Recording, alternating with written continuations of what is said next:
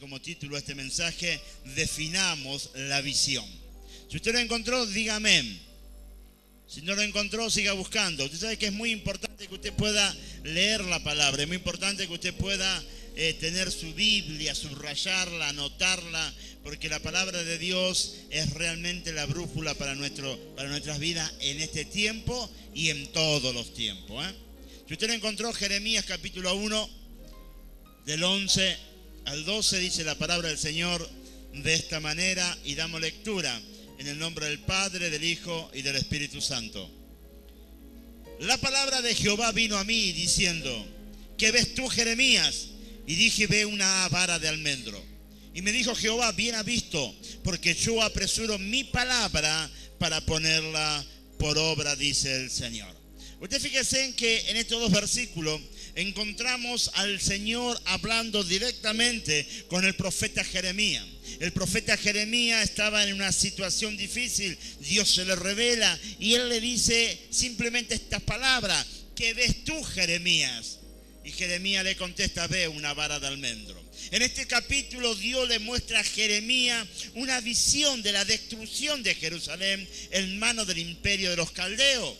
La visión del almendro, que madura más rápido en la primavera más que cualquier otra planta en aquella tierra, representa el veloz acercamiento de los juicios de Dios sobre su pueblo, por consecuencia, obvio, de la rebeldía. Jeremías ve esta visión y yo me imagino un poquito el rostro de Jeremías.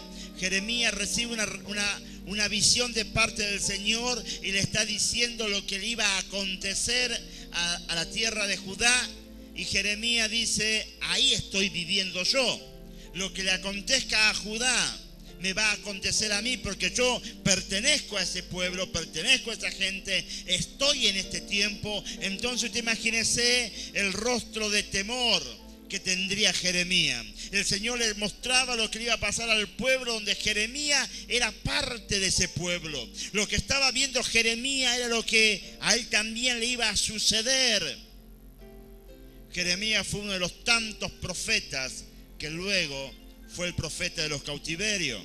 Jeremías desarrolló su ministerio aprovechando la situación, porque la ciudad de Jerusalén, Judá, cuando entra el imperio babilónico bajo el reinado de Nabucodonosor, conquista, y cuando conquista ese territorio, todos fueron llevados en cautiverio y un remanente, un grupo quedó ahí en Jerusalén, en Judea, que era una de las costumbres que tenían los imperios conquistadores. Conquistaban, llevaban lo más importante, se lo llevaban, y la gente que ya no servía ni para esclavos, la dejaban en la tierra para que más o menos trabajen y se queden ahí, y le ponían un gobernador para que cuide y controle las tierras que estaban conquistando, ¿no? Con Jeremías pasó lo mismo. Jeremías sufrió por mano de su propio pueblo. Lo golpearon, lo metieron en la cárcel, lo despreciaron, fue tratado como un traidor, lo intentaron de matar, lo tiraron dentro de una cisterna llena de barro para que muera ahogado por el barro. Hicieron de todo contra Jeremías. Y Jeremías lo único que hacía era predicar la palabra. Lo único que hacía Jeremías era anunciar lo que Dios le decía, lo que le iba a acontecer al pueblo por consecuencia de la desobediencia. Entonces el pueblo se tapaba los oídos, no quería escuchar, no quería ver la realidad de esa palabra. Entonces lo golpeaban, lo encarcelaron, intentaron de matarlo, un montón de cosas. Pero cuando Judá cayó en manos de Babilonia, el rey Nabucodonosor tuvo consideración de Jeremías, porque se enteró lo que le estaba pasando a Jeremías. Cuando entra el imperio babilónico y toma Jerusalén, lo encuentran a Jeremías en el patio de la cárcel. Estaba todo hecho un desastre, porque lo acababan de sacar de una cisterna llena de barro, que lo habían tirado para que muera en esa cisterna. Estaba flaco, demacrado, golpeado. Entonces, cuando el rey empezó a preguntar por qué estaba ese profeta ahí, le dijeron: porque este profeta siempre decretó lo que hoy nos está aconteciendo. Este profeta siempre decía que vendría un imperio caldeo y nos tomaría en cautiverio, y hoy se está cumpliendo. Este profeta estuvo encarcelado porque pensábamos que era un traidor por el solo hecho de tirarnos siempre una palabra en contra de Jerusalén. Entonces, cuando el rey escuchó todo eso, dijo: este profeta lo único que hizo es decir la verdad que su Dios le decía que diga. Entonces dice que Nabucodonosor coloca un gobernador en Jerusalén, en Judá, y bajo el cuidado de ese gobernador lo dejó a Jeremías. Entonces Jeremías estuvo un tiempo prolongado bajo el cuidado de este gobernador, y luego él siguió profetizando y le siguió diciendo al pueblo que se porte bien, y el pueblo hacía todo lo contrario de lo que Jeremías le decía. Llegó el momento que este pueblo matan a este gobernador y ellos se escapan y se van a Egipto, a pesar que Jeremías le decía: no se vayan a Egipto. Nunca le hicieron caso, nunca escucharon la voz del profeta, nunca aceptaron lo que Dios le estaba diciendo. Y por ese motivo el pueblo de Jerusalén, el pueblo de Judá, tuvo que padecer grandes persecuciones, tuvo que padecer cautiverio, años de estar bajo otro imperio que lo subyugaba, todo por consecuencia de no obedecer. Jeremías traía palabras frescas del corazón de Dios al pueblo, pero el pueblo no quería escuchar ni ver la realidad. Y eso es lo más triste. ¿Cuántas veces Dios nos habla? ¿Cuántas veces Dios te trae palabra a tu corazón? ¿Cuántas veces Dios te está exhortando? ¿Cuántas veces Dios te está diciendo: haced bien las cosas? Y uno se tapa el oído, no quiere escuchar la voz de Dios, no quiere ver las consecuencias que puede venir por consecuencia de la desobediencia. Pero Jeremías dice la historia que Jeremías, a pesar de todo, él seguía hablando el consejo de Dios. Yo en esta noche, yo quiero hablarte cómo el hombre y la mujer tienen que definir una visión. Y cuando te hablo de definir una visión, no te hablo de definir la visión celular o la visión ministerial o la visión apostólica, sino nuestra visión, nuestros ojos naturales. Cómo tenemos que ver con nuestros ojos naturales y cómo tenemos que ver con nuestros ojos espirituales. Dice el versículo 11... la palabra de Jehová vino a mí diciendo: ¿qué ves tú, Jeremías? Esta pregunta es una tremenda pregunta en esta época. ¿Qué ves? ¿Un vaso medio vacío o ves un vaso medio lleno? ¿Nunca le hicieron esa pregunta a usted? ¿Nunca le hicieron a algún psicológico por ahí y le dijeron: ¿qué ves acá? ¿Un vaso medio vacío o un vaso medio lleno? Usted sabe que depende con el ojo que tú veas, será la respuesta que encuentres en este día, en este tiempo y en esta ocasión.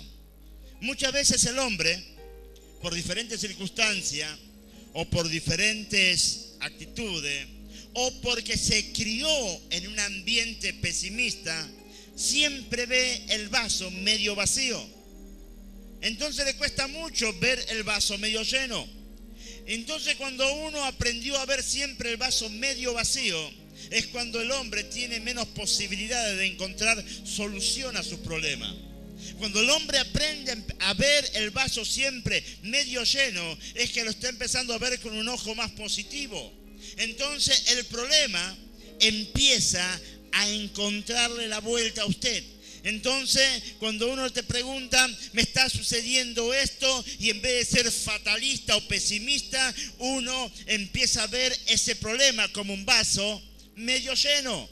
Entonces, en vez de escarbar en el problema, empezamos a buscar la solución. Es una de las cosas que yo siempre le digo a los que están trabajando conmigo: no me contes el problema está. Bueno, decime cuál es la solución. No me vengas con el problema, yo el problema lo estoy viendo, sé cuál es el problema. Bueno, tráeme la solución. Porque un líder, un hombre o una mujer que quiere llegar lejos, no tiene que encerrarse en el problema, sino que tiene que ver el problema, pero sí encerrarse en la solución.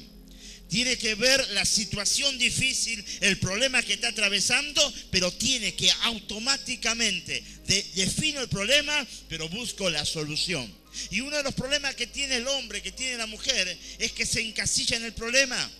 Entonces, como se encasilla tanto en el problema, vive pensando en el problema, se angustia por el problema, se encierra en el problema y muere con el problema. Y la intención, la palabra a nosotros nos enseña que nosotros tenemos que tener una visión clara. Y cuando uno tiene una visión clara, uno identifica el problema. ¿Por qué Dios quiere que nosotros tengamos una visión clara y podamos identificar el problema? ¿Sabe por qué? Porque cuando usted identifica el problema, usted tiene dirección para orar por ese problema. Le doy un ejemplo. Si usted tiene un problema económico, ¿que no? Usted tiene un problema económico. ¿Usted qué tiene que identificar en el problema económico? Lo que usted tiene que identificar en el problema económico es cuánto debo. Porque si usted no identifica en el problema económico cuánto debe, entonces cuánto le va a pedir al Señor. Entonces, si usted identifica el problema económico, debo, un ejemplo, 2,000 pesos, entonces sí, doblo mis rodillas, hablo con el Padre, le digo, Señor, necesito 2,000 pesos. El Padre te va a decir, ¿para qué? Para pagar esta cuenta. Entonces, si usted no identifica el problema, usted nunca va a orar con precisión. Si usted, por ejemplo, está durmiendo y el colchón le hace doler los riñones, usted va ahí en oración, le va a decir, Señor, dame una cama, ¿que no? Y capaz que el problema no es la cama, capaz que el problema es el colchón que ya está finito. La cama está impecable. Entonces usted va a orar mal. Dios le va a dar una cama y el problema lo va a seguir teniendo porque el colchón es el problema. No sé si entiende lo que quiero decir. Usted tiene que aprender a definir cuál es el problema. Señor, te pido por una sanidad. Y Dios te pregunta, ¿qué sanidad? ¿Qué querés que te cure? La vista, los dientes, las rodillas, los dedos, las uñas. Entonces cuando uno va con precisión dice, Señor, mi problema es este. Tengo un problema vesicular. Hace un milagro en mi vesícula. Entonces uno ora con precisión. Y eso es visión. Dios quiere que nosotros, Pablo dice, que nosotros tenemos que orar con el entendimiento. Orar con claridad. Por eso muchas veces hay personas que no reciben, dice la palabra del Señor, que hay muchas personas que piden y no reciben porque piden mal. Y no es porque estamos equivocándonos en la oración, nos estamos equivocando en el enfoque. Entonces usted se enfoca en el problema y usted dice, mi problema es esto, estoy alquilando y quiero mi casa propia, pero mi casa la quiero así, así, así. Entonces usted va de rodillas al Señor, empieza a pedirle al Señor y el Señor dice, me está pidiendo una casa así, así, así, manda a los ángeles a trabajar y te puedo asegurar que la casa va a venir. Pero uno tiene que aprender a identificar cuál es el problema. El Señor le pregunta a Jeremías con la intención de probar la visión espiritual del profeta. Cual sea tu visión, será la puerta para solucionar tus problemas. Si vos tenés una visión escasa, y cuando hablo de una visión escasa no digo problema de anteojo, estoy diciendo una visión escasa. Esa visión escasa, viste que el hombre siempre vive llorando por la leche derramada.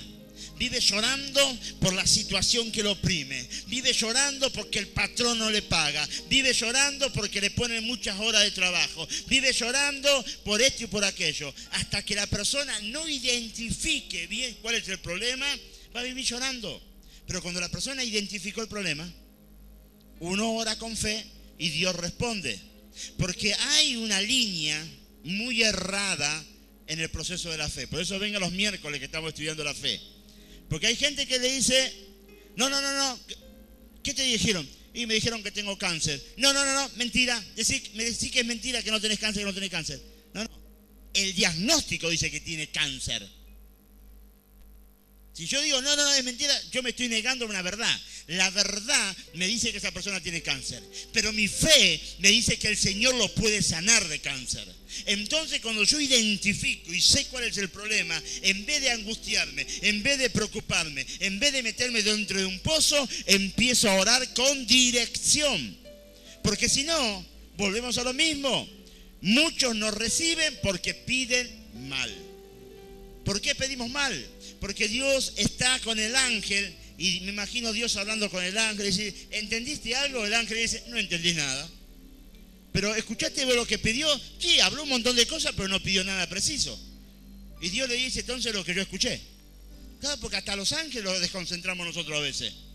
Claro, el ángel no sabe qué escribir. ¿Y qué quiere al final?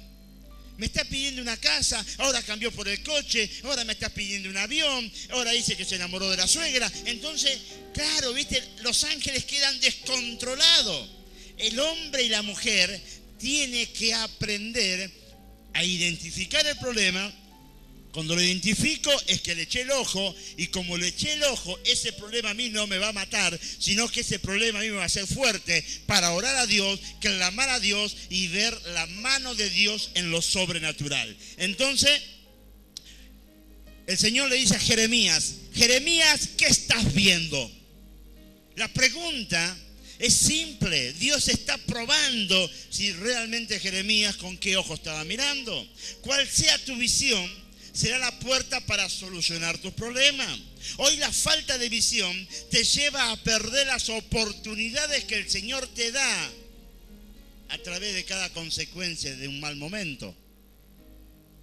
Hace mucho tiempo yo hablaba con una persona, uno de mis profesores en el seminario, y él supo decir algo importante. Él supo decirme, Ramón, me dice, yo estaba pasando un problema de la iglesia donde yo estaba. Entonces le comenté a este profesor esas cositas, ¿no? Entonces me dice, Ramón, el hombre sabio sabe aprovechar el momento oportuno en cada problema.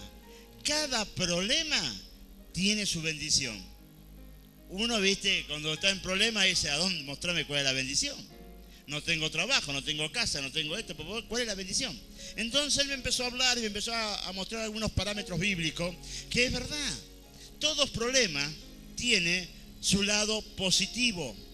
El problema pasa que muchas veces nosotros miramos con los ojos negativos, y cuando uno mira con los ojos negativos ve solamente un gran problema y nunca va a encontrar la parte positiva, que es pequeñita pero está, y uno lo tiene que encontrar. La falta de visión te lleva a perder las oportunidades que el Señor te puede dar a consecuencia de un mal momento. Esa falta de trabajo, esa dolencia, ese conflicto familiar, ese diagnóstico médico, tiene que ser el disparador para confiar mucho más en la provisión de Dios. Cuando uno recibe, como dije anteriormente, recibe e identifica cuál es el problema, es ahí donde uno empieza a darse cuenta que realmente todo tiene un porqué. Yo le voy a buscar en la Biblia. Ahí en Mateo capítulo 7, versículo 7 al 12. No lo busquen en la pantalla porque no se lo di a Silvio. Dice de esta manera. 7:7. Esto tiene como subtítulo la oración y la regla de oro. Yo le voy a mostrar la oración y le voy a mostrar la regla de oro. Dice en Mateo capítulo 7 del 7 al 12 de esta manera: pedid y se os dará, buscad y hallaréis, llamad y se os abrirá, porque todo aquel que pide recibe, y el que busca halla, y al que llama se le abrirá. ¿Qué hombre hay de vosotros que si su hijo le pide pan le dará una piedra? ¿O si le pide un pescado le dará una serpiente? Pues si vosotros, siendo malos, sabéis dar buenas dádivas a vuestros hijos, ¿cuánto más vuestro Padre que está en los cielos dará buenas cosas a los que le pidan? Así que todas las cosas que queráis que los hombres hagan con vosotros, así también haced vosotros con ellos, porque esto es la ley y los profetas. Usted fíjese que Mateo capítulo 7 en adelante está hablando de la regla de oro y está hablando también del poder de la oración. Usted sabe que en todo conflicto, en toda lucha, en toda prueba, uno tiene que entender que la oración y la regla de oro van pegaditos de la mano. La oración activa la fe, ¿no? Usted está orando, usted cree, tiene fe para pedir, y entonces en esa oración de fe Dios mueve su mano en lo sobrenatural y usted experimenta un milagro maravilloso. Que no, perfecto, Dios lo hace porque es muy bueno. Pero esa respuesta en la oración va pegadito con el versículo 12. El versículo 12 dice, fíjese y presten atención a lo que dice el versículo 12.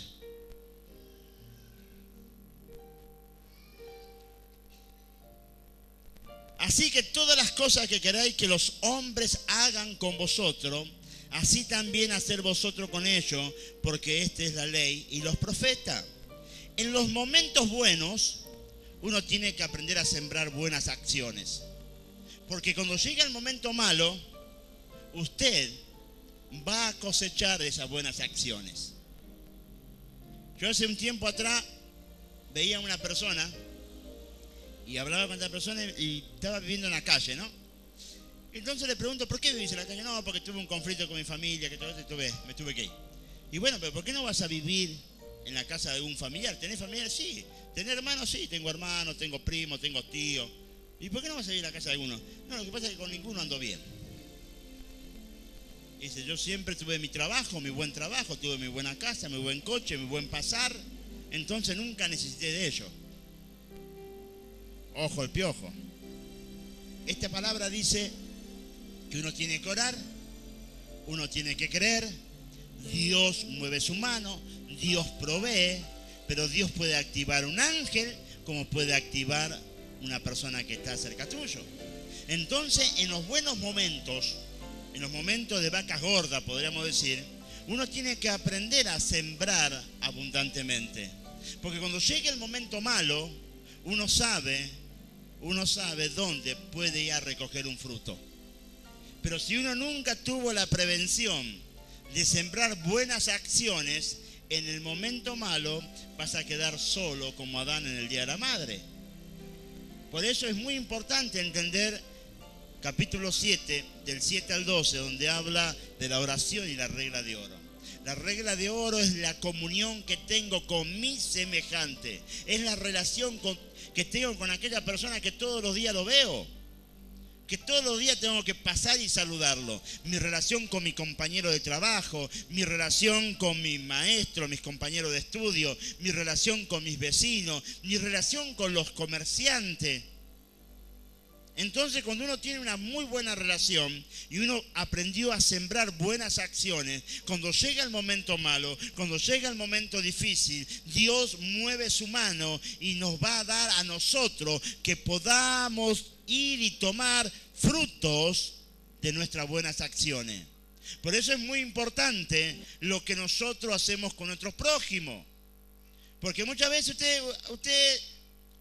perdone que lo ponga usted como, no es usted, otra persona, se cree que nunca vamos a necesitar de algún familiar, nunca piensa que vamos a necesitar de un vecino, nunca vamos a necesitar de nadie, que somos el Todopoderoso y que no necesito que nadie me venga a dar una mano. ¿Usted conoce a alguna persona así? Que no quiere que ni las moscas se acerquen. Nada, solo, ahí un ermitaño.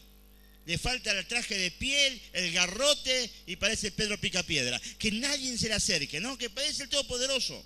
Y no nos damos cuenta que la vida es una rueda. Hoy estoy arriba, mañana puedo estar abajo. Entonces mis buenas acciones, las cosas buenas que uno ha sembrado, son las puertas que te van a abrir mañana para poder bendecirte cuando llegue el momento malo. Por eso todo momento malo tiene su parte buena.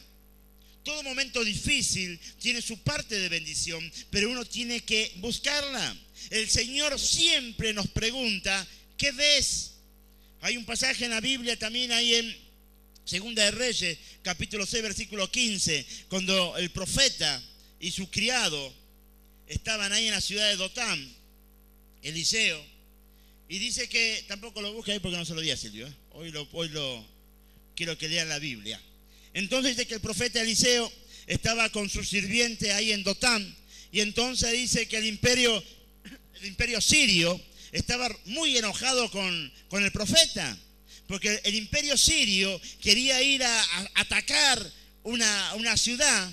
Entonces venía el profeta y le decía al rey, el rey de Siria va a hacer esto, lo otro y aquello. ¿Y por dónde lo va a hacer? Va a venir por acá, va a venir por allá. Le contaba todo lo que el rey hablaba en secreto. Dios se lo revelaba al profeta. El profeta se lo decía al rey de Judá. Entonces no podían atacar por ningún lado. El rey se enoja tanto que dice, ¿dónde está este profeta? Vamos a liquidarlo. porque este me está deschavando todos los planes que tengo. Entonces manda un ejército a rodear la ciudad de Dotán. Entonces dice que a la mañana temprano se levanta el criado, y cuando ve el criado que alrededor de la ciudad estaba todo el ejército sirio, dice que se atemorizó en gran manera. Entonces se levanta el profeta, y el profeta dice estas cosas. Fíjese ahí en 2 de Reyes capítulo 6, versículo 15 en adelante, yo se lo voy a leer, anótelo para que usted lo lea en su casa. Dice: y se levantó de mañana y salió el que servía al varón de Dios, y he aquí el ejército que tenía sitiada la ciudad con gente de a caballo y carros. Entonces su criado le dijo: Señor mío, ¿qué haremos? Miedo, temor, preocupación, angustia. ¿Por qué? Porque estaba viendo con los ojos naturales el ejército enemigo que estaba rodeando la ciudad.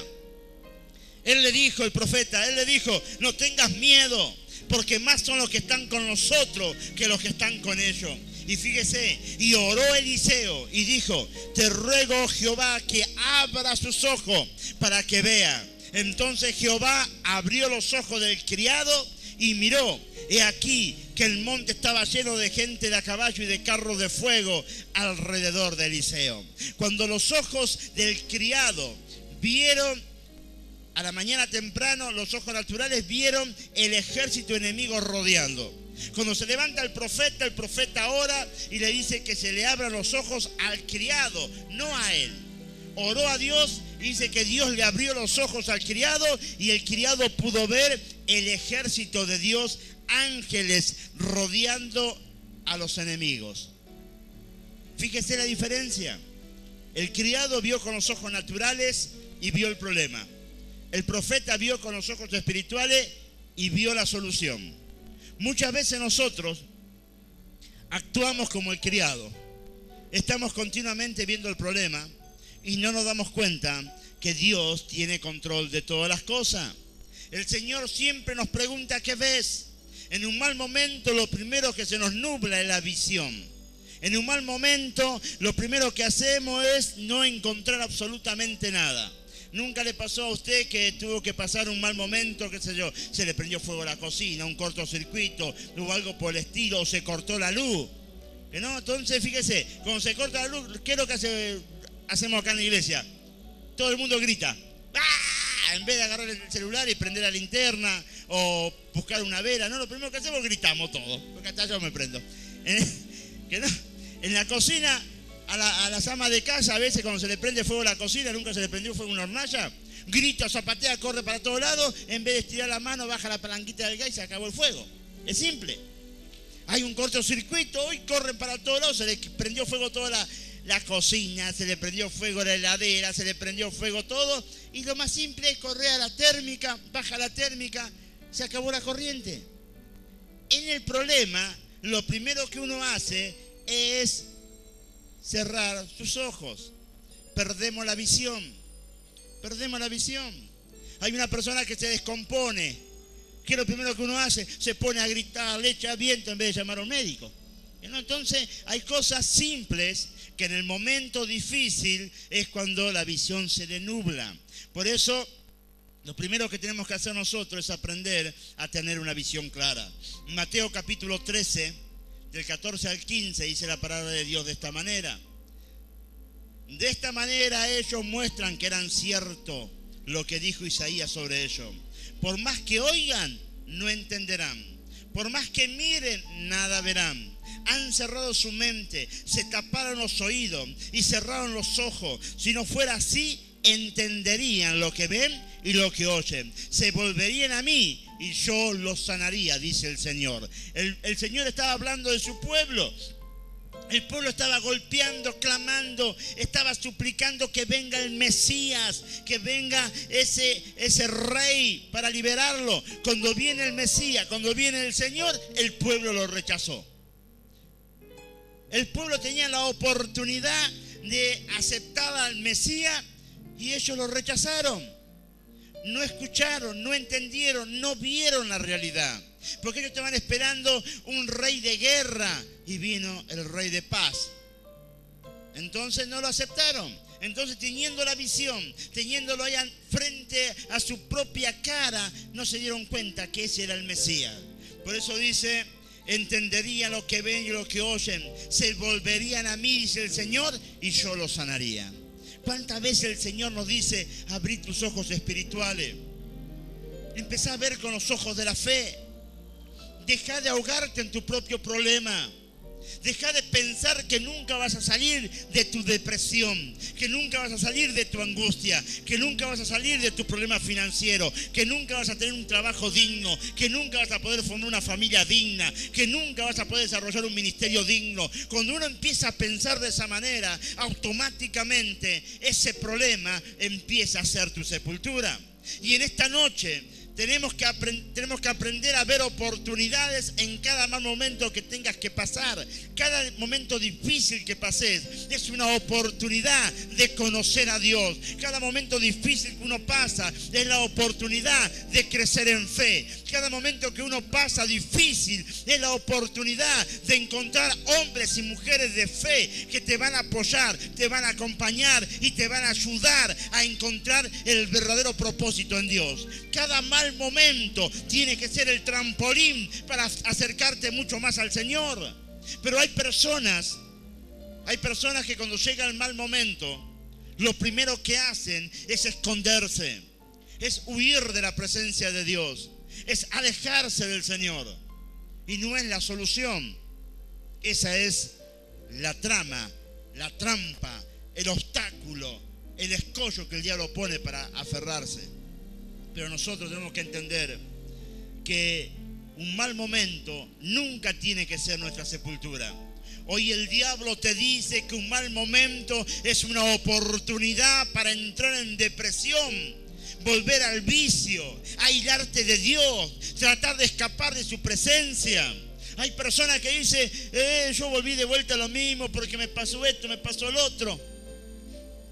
Hay gente que luchó tanto por salir del vicio y un mal momento fue el trampolín para que se encierre de vuelta en el vicio. Hay personas que salió de la depresión por el poder de Dios y un mal momento ellos aprovechan para volver a la depresión y no se dan cuenta que esa es la trama. Ese es lo que el diablo te dice, que un mal momento es la oportunidad para que largues todo. Y todo lo que ganaste con esfuerzo, todo lo que ganaste con mucho esfuerzo, lo perdés en segundo. Porque el diablo vino para eso, para matar, para engañar, para destruir, para robarte, para derribar lo que Dios reedificó sobre tu vida. Hay personas que vos lo ves 1 mes, 2 meses, 3 meses, feliz de conocer a Dios. Y de la noche a la mañana volvió de vuelta a lo mismo. Y vos le preguntás, ¿qué te pasó? Y tuve un problema y de vuelta caí. No, tuviste un problema y aprovechaste para volver. Porque la palabra del Señor dice que todos nosotros, hasta que el Señor venga, vamos a tener luchas, pruebas y dificultades. No dice que no vamos a tener problemas. No dice que no vamos a tener problemas financieros, problemas de salud, problema familiar, problema laboral. No dice eso. Dice que hasta que el Señor venga, vamos a tener luchas y vamos a tener pruebas. Pero el Señor dice, pero confiad, porque yo, el Señor, he vencido y nosotros también venceremos juntamente con el Señor. Lo que pasa, aplauda, alabe y glorifica el nombre del Señor. A Él dele toda la gloria. Pero usted no caiga en la trampa del diablo. Usted no caiga en el juego del diablo, que cuando llegó un mal momento es la oportunidad para alargar todo. Eso es mentira de Satanás. Esa es la mentira más grande que el diablo ha establecido dentro de la iglesia. Decirte que este mal momento es el final para tu vida. No, querido hermano. Todos, absolutamente todo, desde el apóstol hasta el más eminente diácono, va a pasar por problemas, porque es bíblico. En algún momento, alguna lucha, alguna traba vas a tener, pero eso no es motivo para que tú te alejes de Dios. Eso no es motivo para que reniegues de Dios. Eso no es motivo para decir, no, mentira, lo de Dios no existe, es mentira. No, querido hermano, no caigas en las mentiras del diablo. cada mal momento que uno tiene que atravesar es un trampolín para creerle mucho más a Dios. Vos sabés que yo lo conozco a Dios, yo lo conozco cada día más a Dios en cada una de mis pruebas. En cada una de mis luchas es cuando más lo conozco a Dios porque veo su gloria. Si no tenés problemas económicos, ¿cómo vas a conocer al Dios proveedor? Si no tenés un problema de salud, ¿cómo vas a conocer al Dios sanador? Cada problema que uno tiene va conociendo una faceta de Dios. Y eso no quiere decir que yo digo que la enfermedad es buena, que la pobreza... No, yo no digo eso. Yo digo que todos vamos a pasar por un momento de lucha o de prueba. Lo dice la palabra del Señor. Y en ese momento de lucha y de prueba es ahí donde uno conoce una faceta en lo sobrenatural de Dios. Conocemos que realmente para Dios no hay nada, absolutamente nada imposible. Romanos capítulo 8, 28 dice: y sabemos que a los que aman a Dios, todas las cosas le ayudan a bien. Esto es a lo que conforme a su propósito son llamados. Y sabemos que a los que aman a Dios, todas las cosas le ayudan para bien. Todas las cosas que a nosotros nos acontece, todas las cosas que nos acontezcan, buenas o malas, todo nos ayudan para bien. Si es buena, glorificamos a Dios por eso. Y si es un momento difícil, creemos en las promesas de Dios y Dios operará el milagro y glorificaremos su nombre. Pero todas las cosas que vengan es para glorificar su nombre. Porque tenemos que aprender, hermano, nosotros, que Dios está en cada oportunidad. En medio de un mal momento, recuerda, Él te está cuidando las espaldas. Por eso en esos momentos no lo vemos, pero tenlo por seguro que el Señor está. En los momentos difíciles, ¿cuántos de los que estamos acá dijimos: no, Dios me abandonó? Estoy pasando una lucha tremenda, estoy pasando unos problemas tremendos, estoy con unas cargas tremendas. ¿Dónde está Dios? ¿Sabés dónde está Dios? Dios te está cuidando las espaldas, Dios está cuidándote alrededor. Mis ojos no lo pueden ver porque es tan grande el problema que no quiero verlo a Dios. Pero cuando vos te das cuenta que en medio de los problemas Dios está y lo buscas a Dios, lo vas a encontrar. Lo vas a encontrar, porque Dios dice en su palabra: aunque tú me seas infiel, yo permanezco fiel. Y el Señor dice que le hace nueva todos los días misericordia para que yo la disfrute.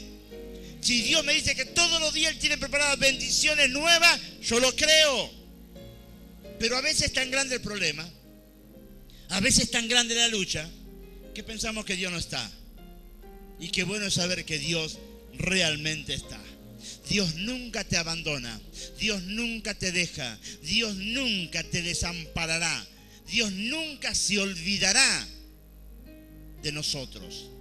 Éxodo 14, 19, 20, hay un relato precioso de la Escritura que dice de esta manera: el pueblo de Israel sale de Egipto, 430 años en cautiverio, sale con mano poderosa. Moisés, al frente de más de 2,5 millones de personas, saca a todo de Egipto y lo lleva al desierto para llegar a la tierra prometida. Faraón, cuando se da cuenta que todos los esclavos, la mano de obra, se le estaban yendo, se endureció tanto en su corazón que dice que llamó a los mejores soldados, los mejores carros, y dice que preparó un tremendo batallón y empezó a perseguir al pueblo de Israel. El pueblo de Israel, cuando ve que Faraón venía con toda su gente de a caballo, con sus carros preparados para hacer una gran matanza si no querían volver a Egipto, dice que el pueblo empezó a tener temor, empezó a tener miedo. Y entonces dice que le reclama a Moisés. Y Moisés habla con Dios. Y Dios le dice simplemente que le crea a él. Fíjate lo que dice el versículo 19. En ese momento el ángel de Dios y la columna de nube que marchaba al frente de los israelitas cambiaron de lugar y se pusieron detrás de ellos. Así la columna de nube quedó entre el ejército egipcio y los israelitas. Para los egipcios era una nube oscura, pero a los israelitas los alumbraban. Por eso los egipcios no pudieron alcanzar a los israelitas en toda la noche. En medio de los problemas, lo primero que el enemigo quiere hacer es nublar tu visión para no poder ver el cuidado de Dios. El pueblo de Israel veía a los israelitas que venían, a los egipcios, que venían ahí apurados para conquistarlo. Dios dice que su ángel se pone a las espaldas del pueblo de Israel. La nube de gloria que marcaba el camino se pone atrás del pueblo de Israel.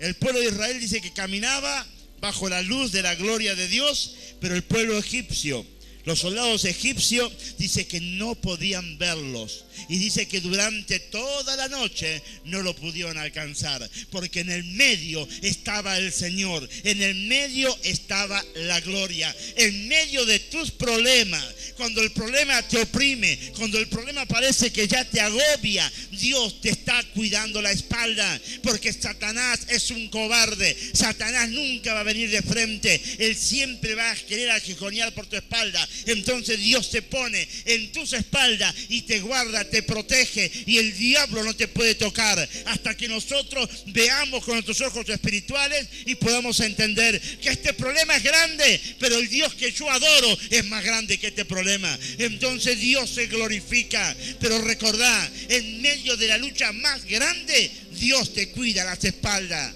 Y eso tenés que entenderlo, querida iglesia, porque el diablo siempre te dice: te dejaron solo, ni el líder te vino a saludar, ni el líder te vino a ver, no te mandó un mensaje de texto, no te llamó por teléfono, el pastor el domingo no te saludó. En medio de los problemas, el diablo te hace ver un montón de cosas. Entonces Dios se pone y te empieza a cuidar las espaldas, porque sabe que el Satanás nunca te va a atacar de frente, siempre va a venir por la traición.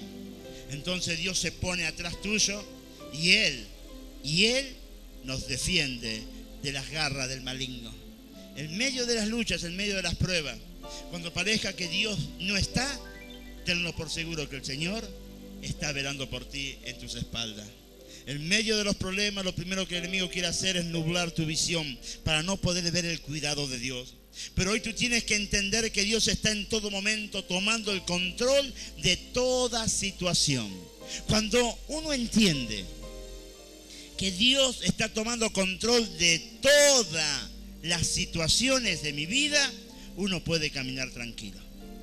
Uno puede caminar confiadamente en saber que el Señor va a operar el milagro. ¿En qué momento? No sé, pero que Dios lo va a hacer, lo hace seguro. Job capítulo 36, 7 dice: no apartará de los justos sus ojos. Nosotros somos justificados por la sangre de Cristo. Los ojos del Señor están sobre mi vida de día y de noche. Salmo 34, 15 dice: los ojos de Jehová están sobre los justos y atentos sus oídos al clamor de ellos. El Salmo 55, 22 dice: dejas tus preocupaciones en manos del Señor y Él cuidará de ti.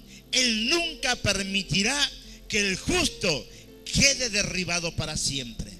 Tendrás problemas, tendrás caídas, tendrás trompezones, pero nuestro Señor nunca nos dejará derribados. El Señor nos levantará, el Señor nos sustentará, el Señor nos apoyará, el Señor te levantará y la gloria de Dios se manifestará sobre tu vida. Pero uno tiene que entender, querido hermano, que en medio de las dificultades, el Señor no se escapa como algunos amigos que tenemos. En medio de las dificultades, el Señor se queda. El Señor nunca te va a dejar solo. Muchas veces cuando hay problemas, cuando hay lucha, los primeros que corren son los amigos. Nunca están. Y vos tenés amigos, andás bien, tenés plata, los amigos salen debajo de la baldosa. Levantás la alfombra y encontrás 2 o 3 amigos. Pero cuando viene el problema, cuando viene la lucha, cuando viene la prueba, andá a buscarlo, no encontrás ninguno. Pero el Señor siempre estará, nunca te dejará. Él nunca te dejará peleando solo, porque la batalla es del Señor, no es mía. El primer paso es aprender a ver al Señor en toda situación. Podés estar, o puede estar adelante, o puede estar atrás mío, pero ten la seguridad que el Señor siempre está.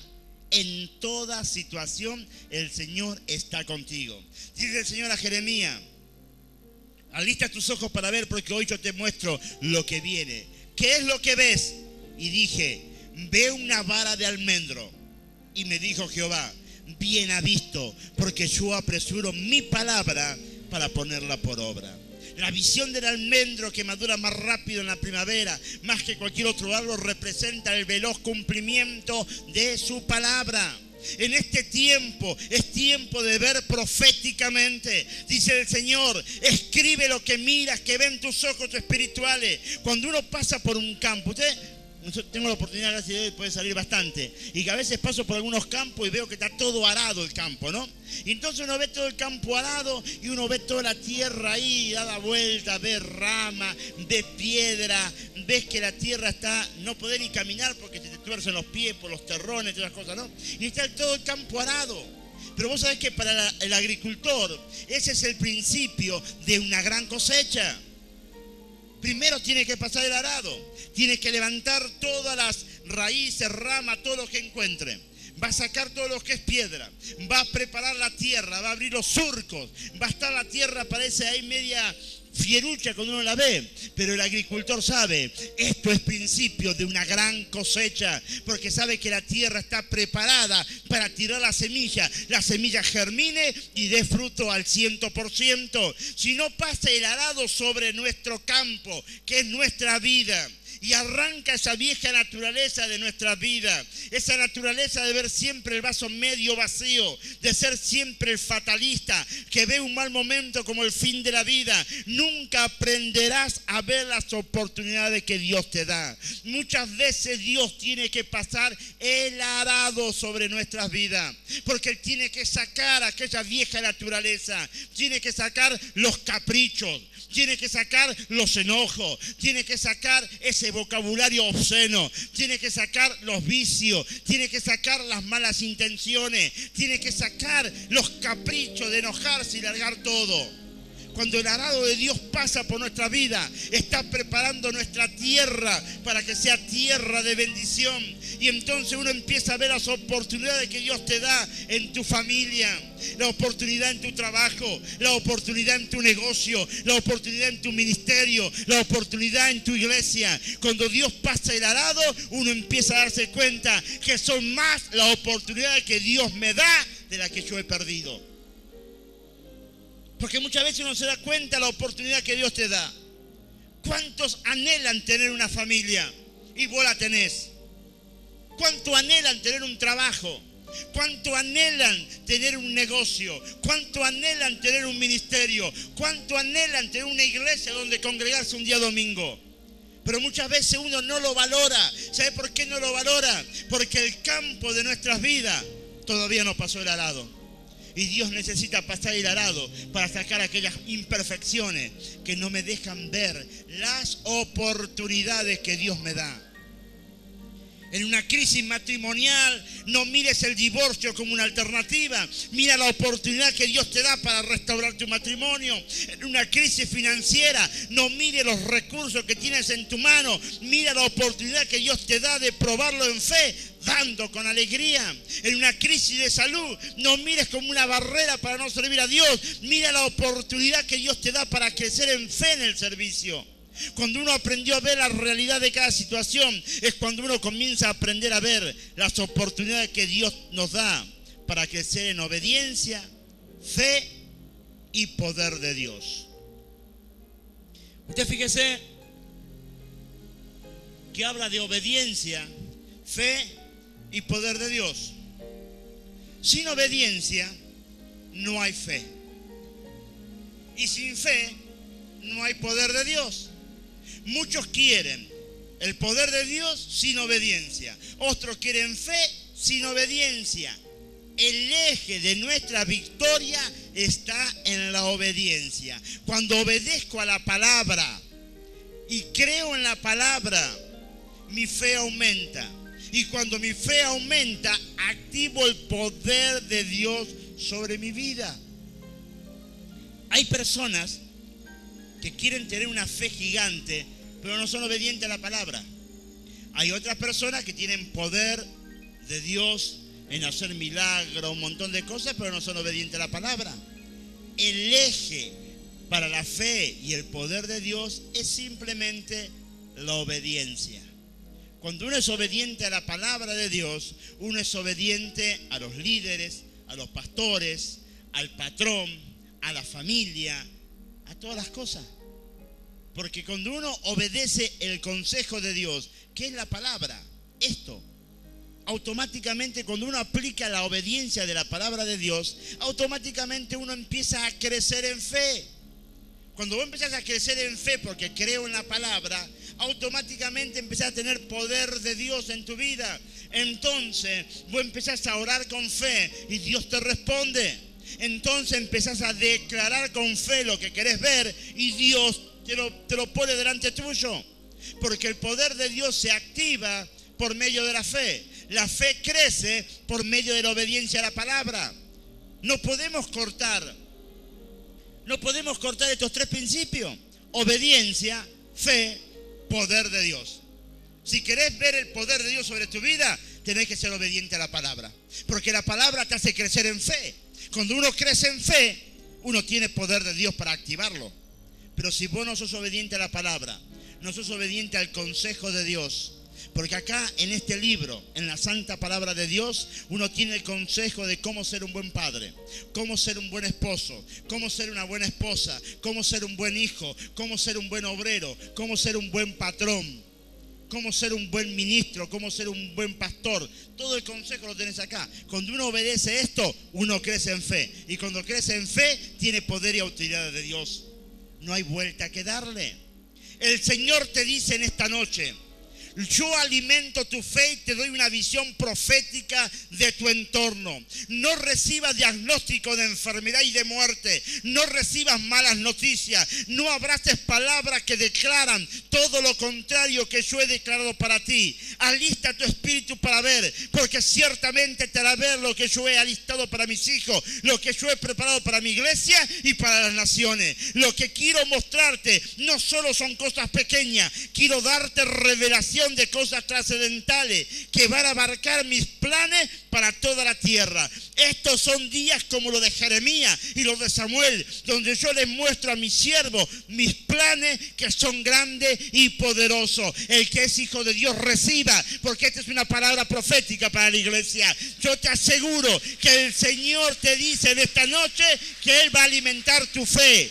Él va a alimentar tu fe, tu visión se va a abrir y lo que parecía imposible, Dios lo va a tornar posible, porque estamos en el tiempo profético. No mires con tus ojos naturales solamente, mirá con tus ojos naturales, pero empezá a mirar más allá con tus ojos espirituales y te vas a dar cuenta que en la obediencia la fe se activa y el poder sobrenatural de Dios opera el milagro. Jeremías 29:11 dice: yo sé los planes que tengo para ustedes, dice el Señor, planes para su bienestar y no para su mal, a fin de darle un futuro lleno de esperanza.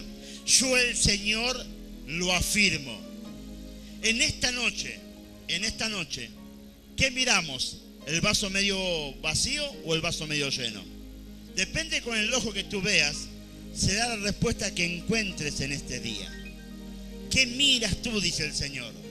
Aprendamos a ver en cada mal momento las oportunidades que el Señor nos da para ver su gloria. Yo quiero que en esta noche, los músicos pueden subir, yo quiero que en esta noche podamos aprender a ver con una visión clara.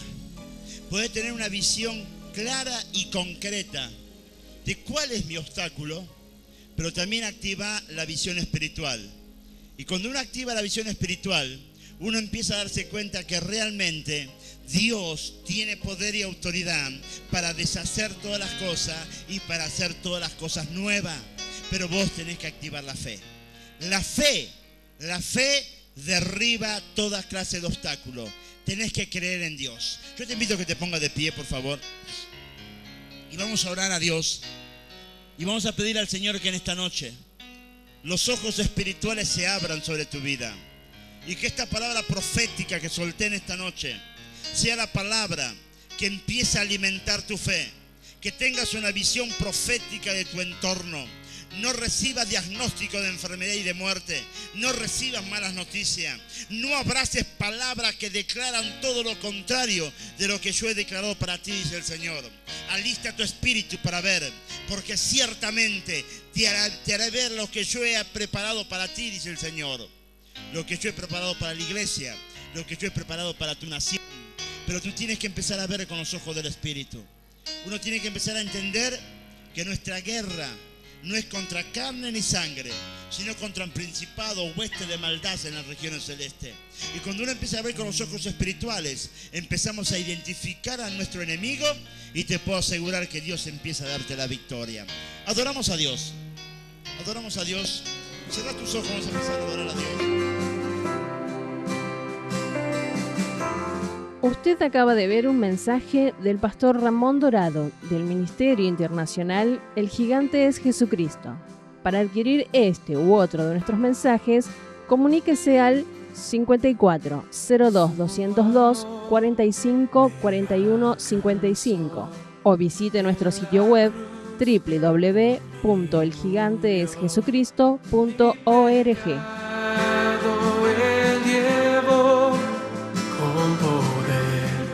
Resucitó.